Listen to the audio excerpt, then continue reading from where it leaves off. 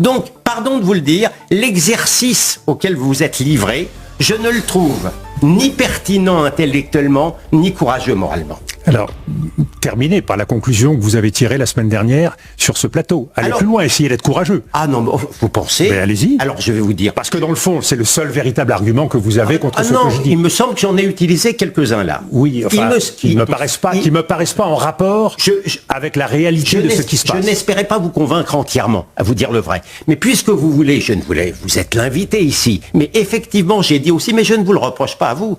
Vous avez des liens avec le Qatar, c'est votre droit le plus strict. Je ne sache pas que ce soit un délit.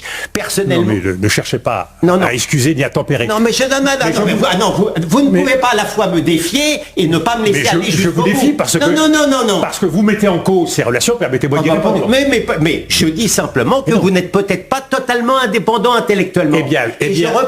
Je reproche pas à vous, mais à la station de service public qui vous a interviewé avec complaisance de ne pas l'avoir rappelé. C'est pas la même chose. Monsieur Goldanel. Oui. La réponse, elle est très simple. Oui. Je n'ai jamais été l'avocat du Qatar.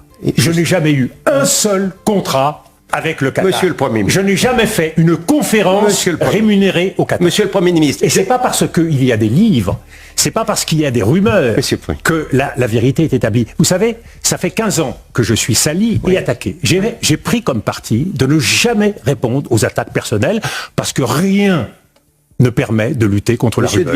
Donc je rétablis cette vérité. Monsieur de Villepin, je ne veux pas être pessimiste en ce qui me concerne. Mais je ne vous demande pas d'être pessimiste.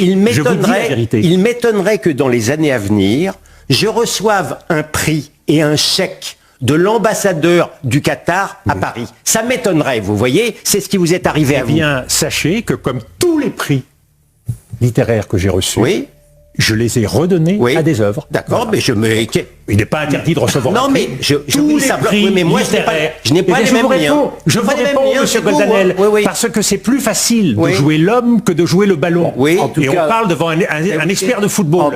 Donc, j'ai répondu à tous les éléments sur lesquels vous m'avez...